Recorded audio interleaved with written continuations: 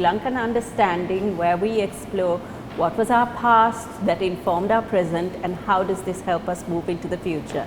I'm Shanuki Dialvis and we are shooting here today at the Mount Lavinia Hotel's beautiful Maitland Stateroom. And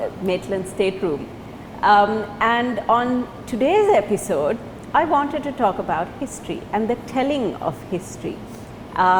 So I'm not someone who has had any form of formal education in terms of history and beyond, what we learn in the school.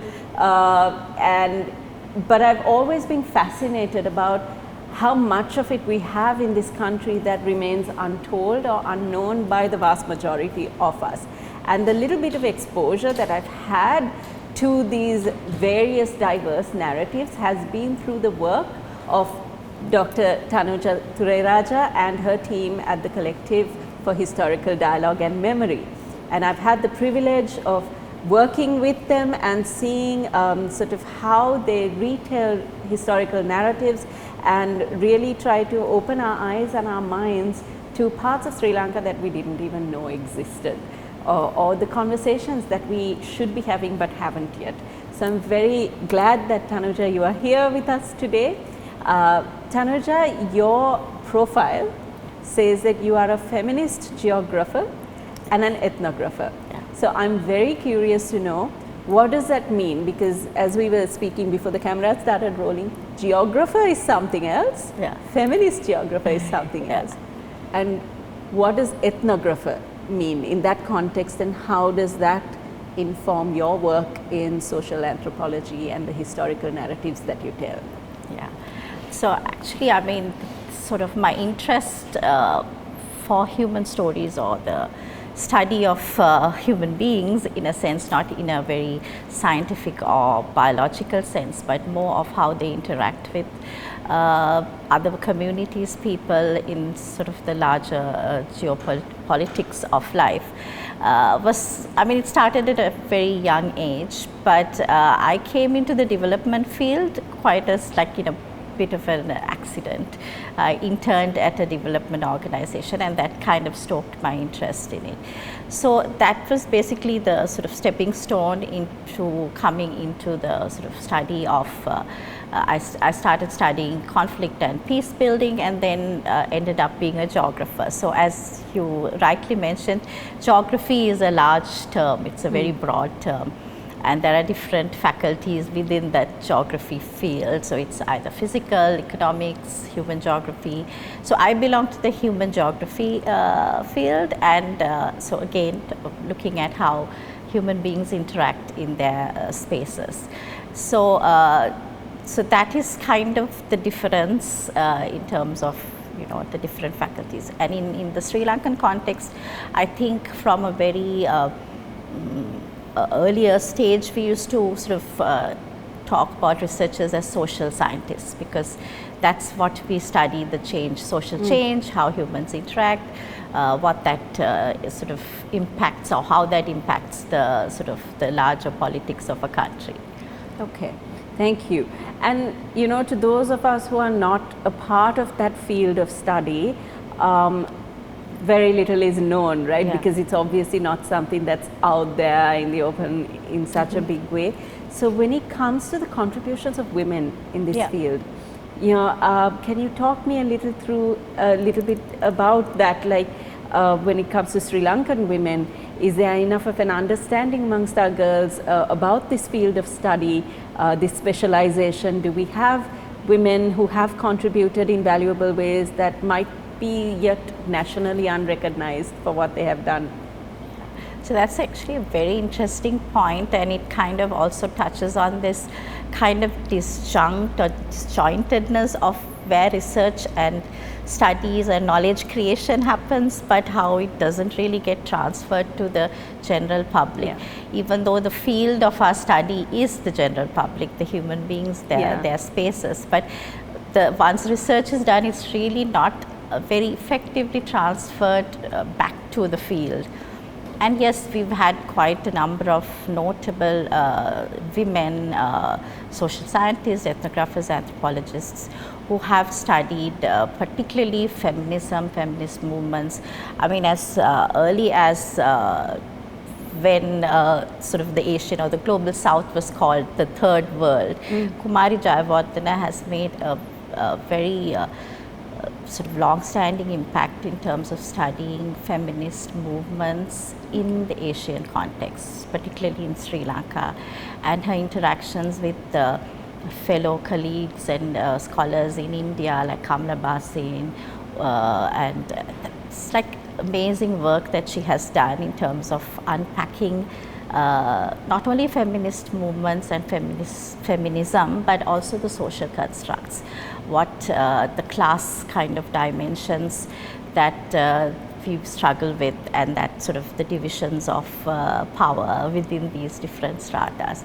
So she is one noted, like from the early stages. Then of course Malati Dialvis, she's no more, but she has made a wonderful contribution to the feminist movements. She's worked on the mothers front from the south, basically mothers who sort of fought for the sort of rights of the disappeared, right, during the JVP insurgency and post that.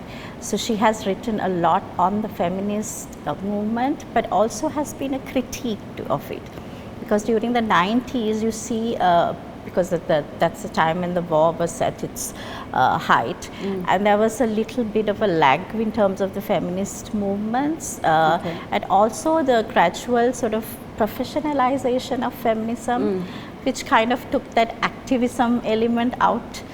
So she has written extensively on that, and that's a very interesting and important contribution to the whole the field of feminist scholarly sort of outputs. Then you have Neera Wickramasinghe, who has also worked a lot on, she's a historian, so that's a very important element, sort of recording histories.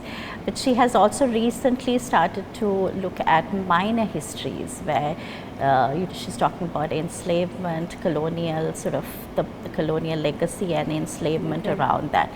So, and recently also, like you have Professor Nelfer Dimel, who has worked on gender, especially looking at militarization and how that kind of impacts. Then we have Farzana Hanifa, who has contributed a lot in terms of Muslim women's work. Like, so she has worked on these prayer groups, of informal prayer groups, and how she talks about how Muslim women kind of navigate their identities in a particularly homosocial space, and that is a very interesting contribution. And my all-time favorite, of course, is Sharika Tirunagamba, and she's kind of been an inspiration for me also to talk about my positionality in research. She has written again on identity politics and also separatist movements of the Tamil sort of nationalist kind of space.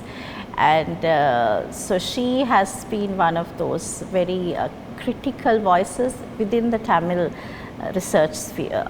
And I think that is very, you can't even actually count in your finger, because it's very limited. People who are able to, scholars who are able to very critically look at the sort of rights movements from the Tamil perspective. But thank you for mentioning those names, and it's always wonderful to actually even say them out loud together to show just how much of fem power we have had in this space. And we will talk about this more when we come back after this break.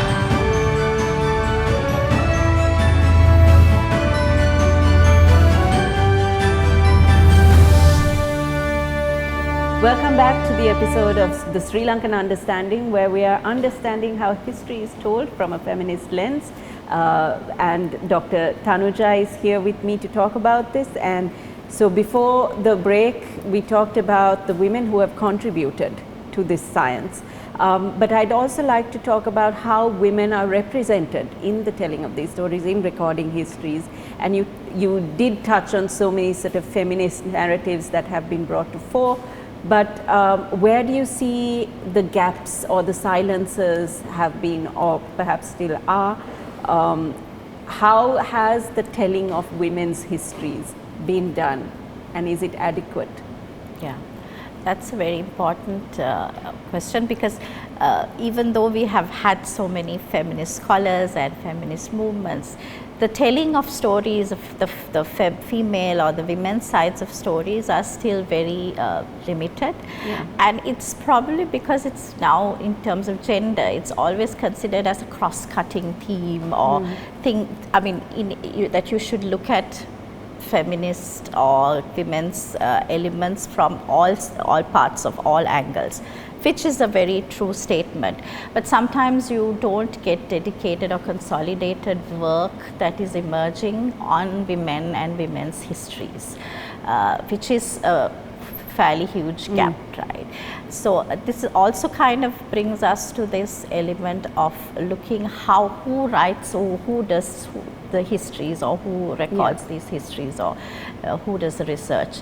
So it's still a very predominantly male space, and a lot of it is still within these patriarchal systems, right? So even knowledge production is a very patriarchal kind of sort of process, and that is why this feminist lens is very important. So to break down this, what are the power structures, what are the social constructs and biases that we have to grapple with. So even though in terms of the academic space there are women sort of researchers, scholars within the Sri Lankan space, they still have a very sort of kind of the research interests, or what is to be researched is normally predetermined by either funding criterias or by sort of very patriarchal systems in the universities, in knowledge creation sort of institutions. So a lot of it actually goes unrecorded. Even though there are women who want to sort of do the research, do the work, there's still very sort of structural issues that we need to kind of break through. Okay, thank you for talking about that. And sort of, I did want to ask how women's everyday experiences and these oral histories, do they get captured? And I think in a way you answered that question of have they informed what we hear in recorded histories, and now I understand why sort of the barriers to that have been.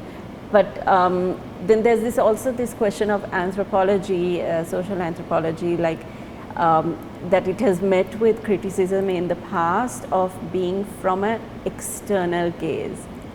And how do we sort of challenge that, or how do we rectify that using a sort of a intersectional, national, feminist lens in how we tell the stories? So this outside gaze and anthropology is generally how the knowledge creation or sort of the research agenda is usually sort of set in the global north. So the global north always studies the global south, and this kind of gaze, or the outsider's gaze, has always been critiqued because it is still very steeped in colonial constructs.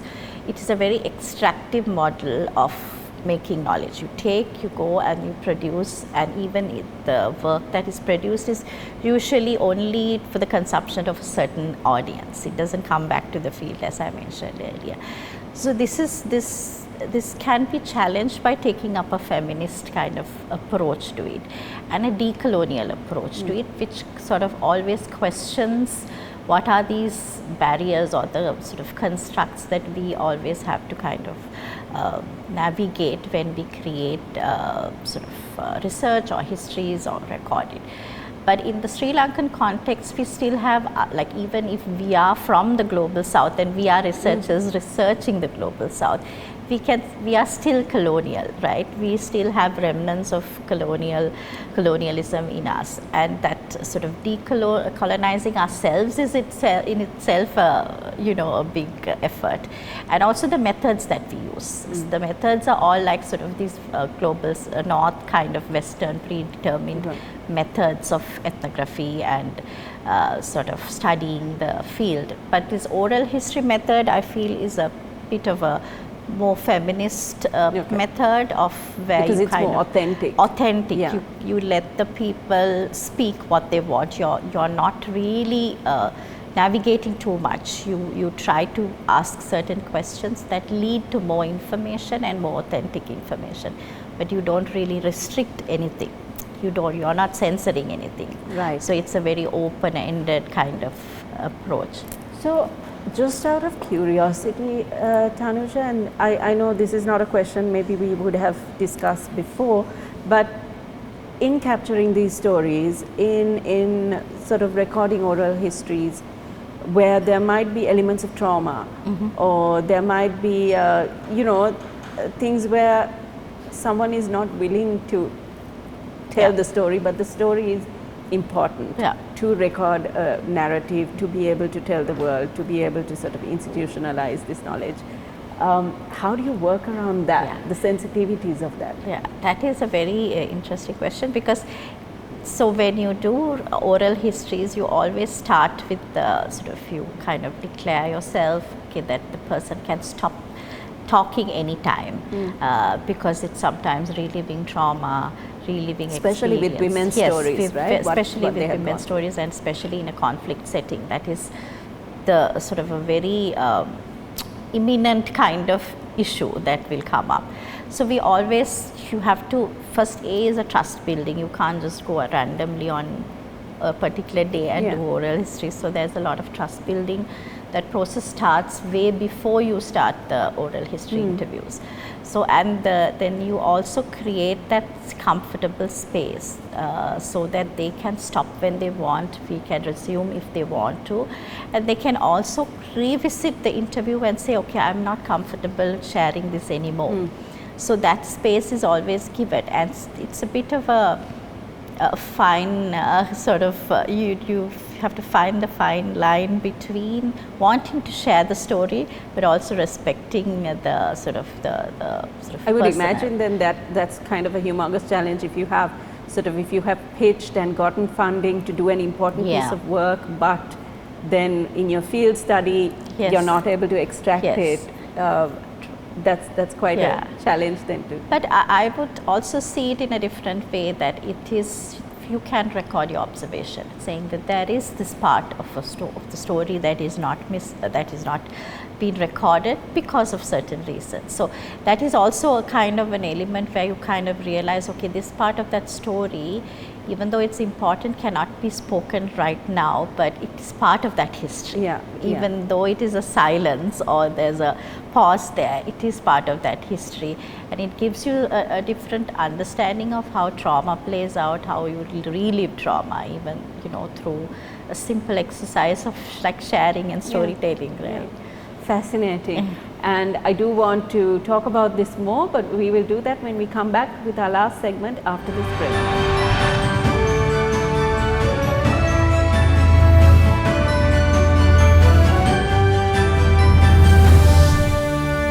Welcome back to the Sri Lankan Understanding, and in understanding feminist ethnography and geography in Sri Lanka and how we tell our stories, the histories of women's narratives. So we were talking a little bit about the methodologies to ensure sensitivity and to ensure that stories are sort of captured in a dignified way, and to give dignity to the communities whose stories they are.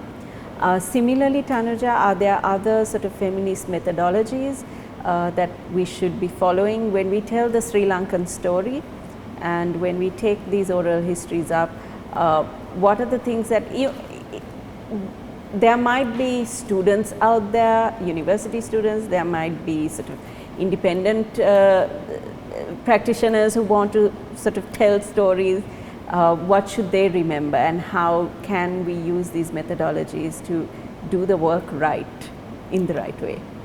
So it's more than the methodology per se. So the methodologies are interviews in terms of a very qualitative element. Quantitative is surveys and all of that.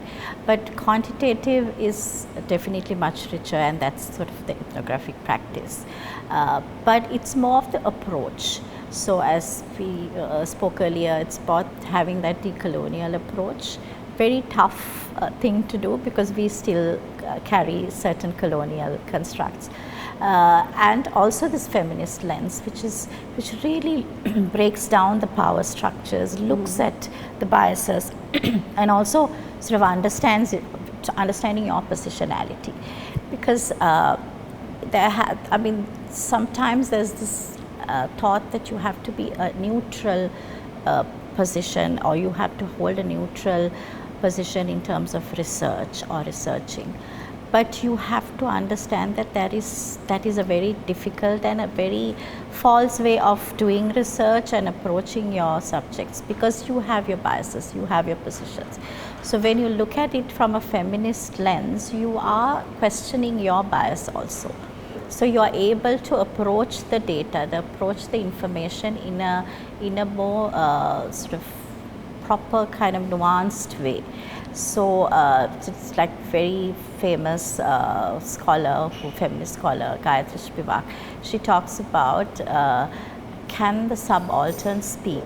You know, subaltern is these voices of oppressed and suppressed histories of marginalized communities, marginalized people. So if you are going to voice out in a genuine way, you need to really break down the constructs that don't let these voices come out. So you putting a framing research is also very important. So if you don't frame it from a feminist sort of approach, then you're still sort of kind of, you are traumatizing and re-victimizing sort of these voices. So this approach is a very important approach, I would feel. And how does this change the way Sri Lankan histories are told? Like, where do you see it needing improvement? I think the problem with our Sri Lankan research, apart from sort of the urban kind of spaces of research or knowledge creation, we have to also go into the more sort of there are issues in terms of language. So the more the local the research, the more we have people or students from the local areas doing research, that gives a lot of important nuances to our research, because I feel it's still predominantly a very Colombo based or urban based space. So the more we kind of work with local researchers, local storytellers, oral historians, it's the more richer and nuanced our sort of information will be, and definitely much more realistic recording and documenting of histories for the future. Okay. So then one final question to you would be, what is your vision for how history is captured and told, number one, but also for this field of study, how can we, because it doesn't come back to the field like we talked about, how can we inspire and sort of really encourage more women and girls? Because I think in telling our stories, in having that empathetic view, that ability to connect on a deeper level with communities, to capture these stories, I think women have that kind of in them, right? We embody that ability to connect, to tell these stories. So how do you think we can encourage more of that amongst women and girls who maybe inspire some interest in them to take this up? And what is your vision for the future of the work that you do? So, I mean, a few things that come to my mind is that, so if we're talking about the younger generation, they are thinkers and strategists, but I feel that what is lacking is that doer or doing, or the action orientedness of the younger generation. So that is something that I feel that future women especially need to kind of take on, like it's a challenge to take on. I know it's a very sort of intense, technology filled world, and where you kind of tempted to sort of reduce or simplify things. Yeah. But when you're talking about research and history, you can't simplify because they are very complex and sort of important stories where you can't really miss out the nuances. So that is one element that I feel that the younger generation, that's sort of my vision for the younger generation, and I kind of start with that because it's a very positive thing. But I also want to talk briefly about how women, and not only in the research field but in general in leadership roles, we are always pushed to sort of be louder, to have that, if you are not taking that aggressive kind of very slightly male tone, your voices kind of get drowned. Your sort of you don't you're not seen as a leader. So that I think women have to problematize, question that. We don't need to be louder, or we don't need to take on male sort of a male persona to be leaders. And this empathy and that sort of very mind detail orientedness comes like, I mean, it's very natural for us. And I think we should also sort of inspire younger women to take on that sort of, and not to be sort of ashamed of claiming who you are in terms of the way you are sort of wanting to be, and not really taking on something. So that is an element, and I feel that it's more, the more we sort of encourage women who are not from urban spaces, from the local spaces, go regional, do more research, and it doesn't have to be an English oriented, like predominantly English space. We have to create knowledge even in our local languages, and that is something I hope women, even if you're from urban areas, try to do research in your local languages and produce, and also find ways of giving it back. So, and that is very interesting in this current world, where with digital sort of tools, you can really bring it back to the communities in different ways. And I wish we had more time to talk about this, because for me it's a completely new area, and I'm always curious to learn, and I'm very, very fascinated by what you do. Thank you for the work that you do, because I think sometimes we undervalue the importance of really understanding where we come from to sort of explore where we are going, and how to do that responsibly and ethically. So thank you, Dr. Tanuja, for being with us.